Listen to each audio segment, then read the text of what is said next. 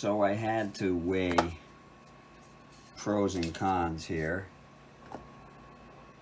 Which is worse, having some moron step on my cable and rip it out of the side and or top, or lose a little tone by cutting out a nice little circle, and I'm going to reinforce down in that circle only with super strong epoxy fiberglass. And I'm sure the couple chattering away 10 feet out in a crowded bar is going to really notice the difference of that sound right there. Now that I've ruined the guitar.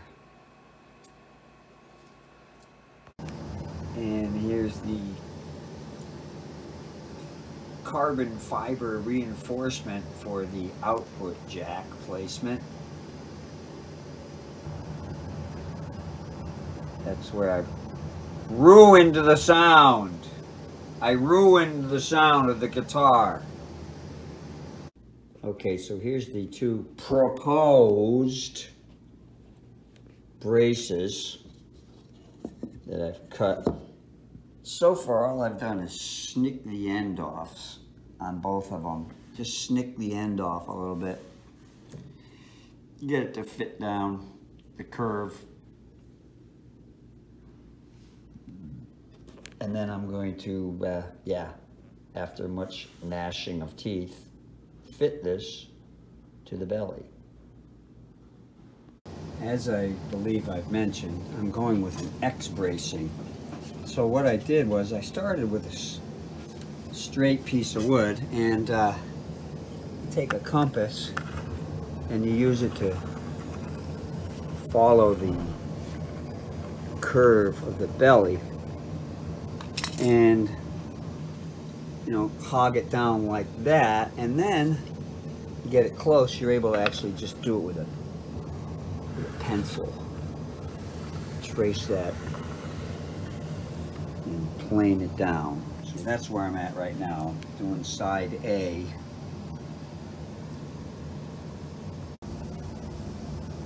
All right, it's getting closer.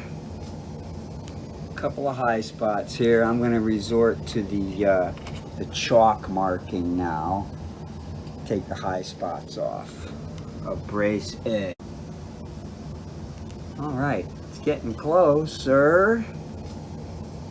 Couple of high spots here. I'm going to resort to the chalk marking now. Take the high spots off of brace A. All right, so I've got this fit where I want it, and get it lined up nicely where I want it. Okay, so it's ready. This side's ready to glue in. So now I took and I narrowed it down from a 1/2 inch, tapering down to an 1/8 here, and then I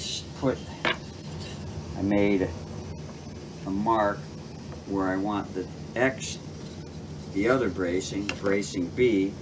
I marked that on either side, and then I marked it down 2/3 of the way, and I'm going to cut that out, and then the other brace is going to be cut 1/3 of the way, and it's going to fit right in there like the proverbial glove. Kind of like they found this man with 5 penises. His pants fit like a glove. Thanks, Keith. And sadly, or happily, however you may look at it, I'm only half done here.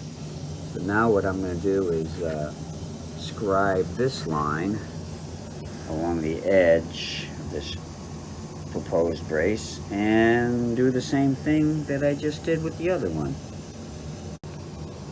This has really been, so far, a bracing experience.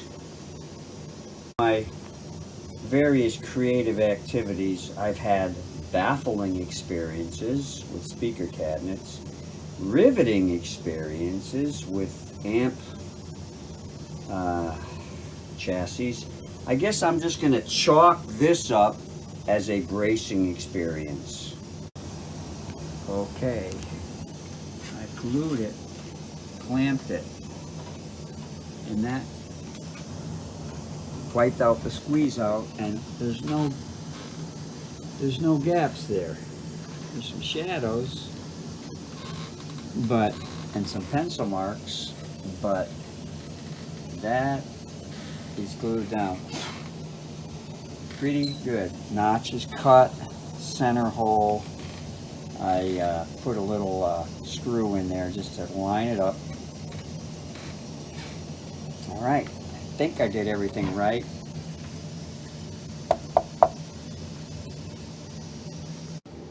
And there you have the B brace glued in.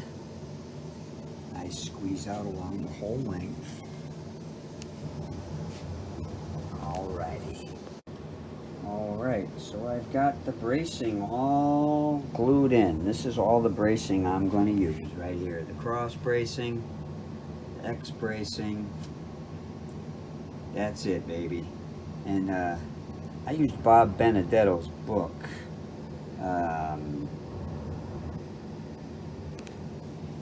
Building an Archtop Guitar by Robert Benedetto to assist me in my endeavor here with bracing. Page 33.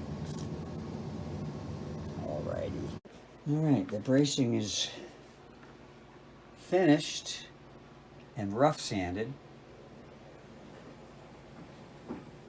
Yeah, not too bad.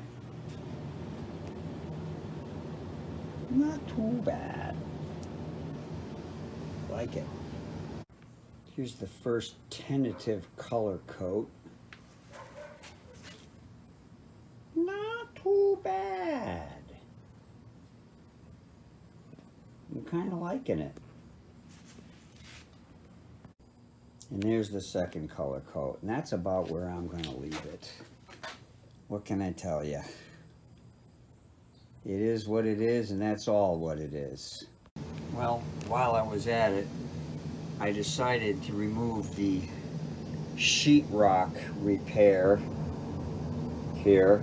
So to fix it, the hole was pretty big on one side, so I drilled out all the raggedness to a 3/4 inch hole. Next thing you do, you take a 3/4 inch piece of pipe. You take an ordinary piece of spruce. Note the grain is matching nicely to the grain of the top. This is going to repair. Next, you cut the shape approximating the outside diameter, a little bit less, and this will fit right in there. Alright, I bet you know what comes next. The large hammer. But first, I squeeze it in with my trusty small vise. I'm going to use the medium banjo mute on this one. Okay, I'm here to tell you that trick doesn't work on spruce. It just squished it like a cork. So I kind of filed and scrimped and scraped, and I got it fit like that. And that's pretty good fit right there. So I'm going to trim it and glue it. Okay, there's the repair. I'm going to do some lacquer drop fill here. There's quite a few cavities that I've started to fill just with straight up, just dropping lacquer in there, and some of the big dents. I'm not going to refinish the whole top. I'm just going to kind of overspray a couple spots. That big old crack there, I'm going to drop fill some lacquer in there, and you know, do the best I can. I oversprayed here, of course. So, and then there was like all kind, looked like some old spray here, just drops of something there. So I started kind of trying to buff that out. And as always, you got to be in the buff for successful buffing. So onward. Here we go. Not too bad. I ended up overspraying about half of this top. And, you know, it's going to leap out and be real shiny. So I'm going to try a little light relic-ing once this dries up a little bit. Nothing too crazy. Alrighty. Alright, this is one last look over before I polish. Well, sorry, I'm going to let it dry for about a week and then see how this old finishes polishes into the new finish. I'm hoping that they look fairly compatible. And then one last look on the inside here. Nice. Alright. Yep. Next, let it dry, polish, and install the electronics. The things I do, I'll tell you. I had to endure a mall to get this stuff for my relic-ing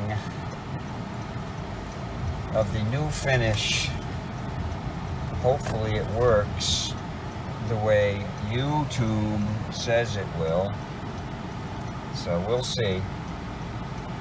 Once again, I'm not trying to fill in every little ding in this top. I'm just trying to get it so that the new is going to match the old. And I don't want to overspray the whole top. I've already put more lacquer on this thing than I wanted. So I'm just kind of buffing it out to 1200 right now. You know, there's several little spots I might go in by hand. I mean, there's, you know, stuff like that. Do I really want to sand that all out? No. Maybe this. There was a big crack there. So, getting close to where I want it. As I've mentioned, I'm not trying for perfection here. I'm just trying to make it look a little bit close to the original. That's pretty good.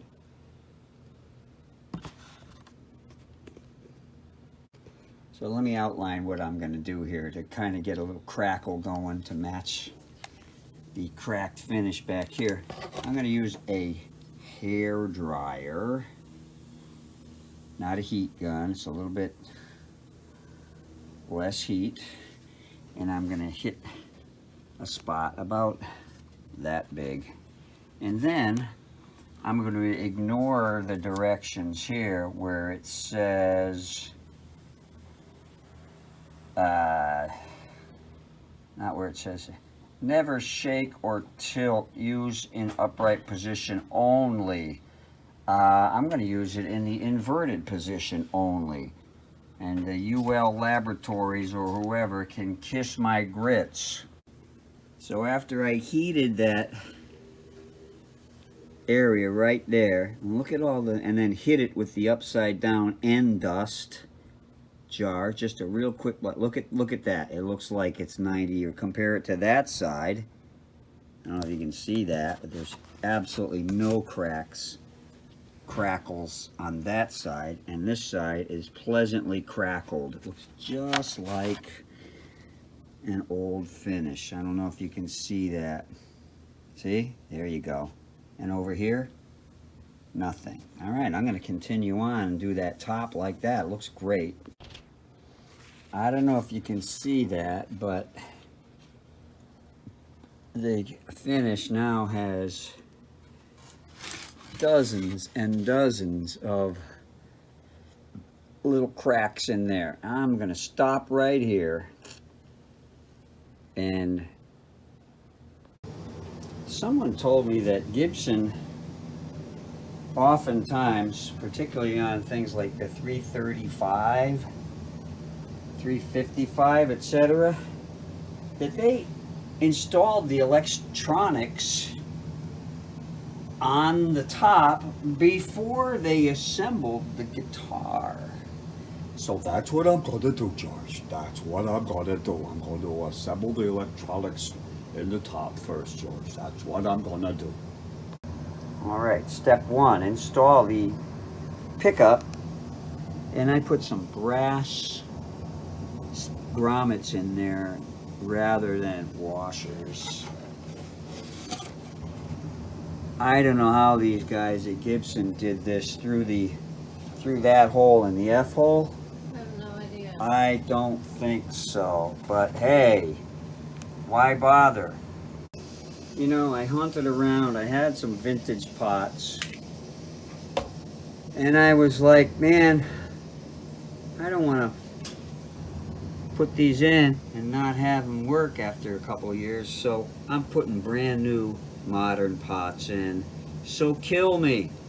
In worst case scenario, I can remove them out of that F hole, hopefully, if I ever have to. Of course, I'm going to test everything before I glue the top on, make sure everything's good. All right, after much deliberation, I decided to go with 250K. I couldn't find an original schematic for this online. I think they were using 500K pots. I'm going with 250K. And I just couldn't resist using this cool Astron 0.02 cap. It doesn't work in an amp, leaky DC, but it's going to be great here, and it's going to be peeking out of that F hole, and that's going to titillate my sensibilities. All right, and then this is going to be the string ground. So now I'm going to plug it in and give it a try. Let's make sure it works. Check it out. Here's a way to tell.